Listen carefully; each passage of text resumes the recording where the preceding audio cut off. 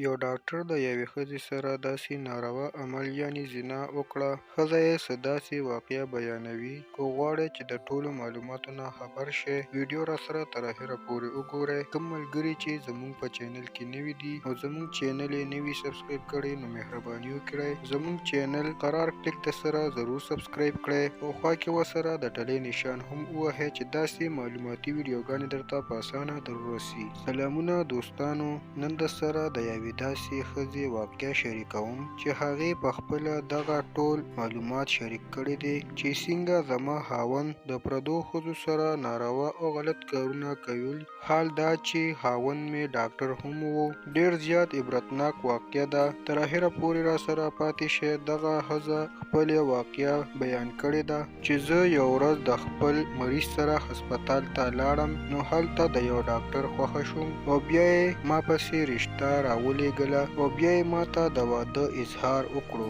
او زموږ کورنۍ هم ښه وګڼله چې هلک په ښه نوکرۍ باندې و او په هسپتال کې یو ډاکټر هم و. زما مور پلار ورته زما رشته ورکړه او زما سره یې واده وشو. داسې وایي چې د واده د څه موده تېره شوه او یو ورځ زما خاوند په غرمه کې د ډیوټۍ نه راغلی و.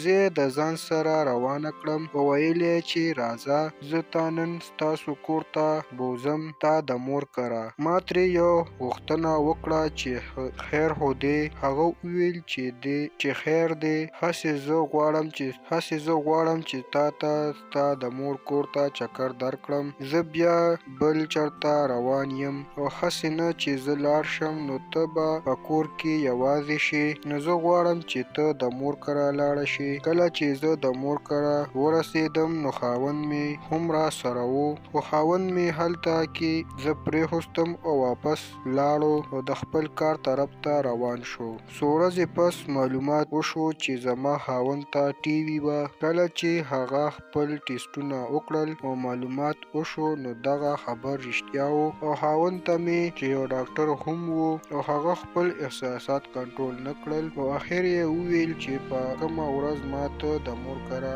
بوتللې نو زه بیرته کور ته راغلم او ما د یوې ښځې سره ناروا کار وکړو. د زنا کولو نه بعد ما ته دغې ښځې وویل چې زما ټي بي ده، نو ځکه ما ته هم ټي بي ولګېده. اخر دا مرض دومره زیات شو چې دغه ډاکټر یې په کټ وغورځولو او بیا یې ښځې په بازار کې خیرات غوښتو او د خپل خاوند کفایت یې کو. دوستانو، په دې واقعه کې میسج هم دی. کو نن سبا دې د چا رور ووهلو نو ستاسو ورور به هم ووهلی شي. دوستانو دا وه د نن ورځې واقعه چې درسره مو شریکه کړه. که خوښه شوې وي نو لایک او شیر یې کړئ، چینل له سره سبسکرایب کړئ. مننه کوم چې ویډیو م راسره تر اخره پورې وکتله او د بلې ویډیو پورې د لوی الله په امان.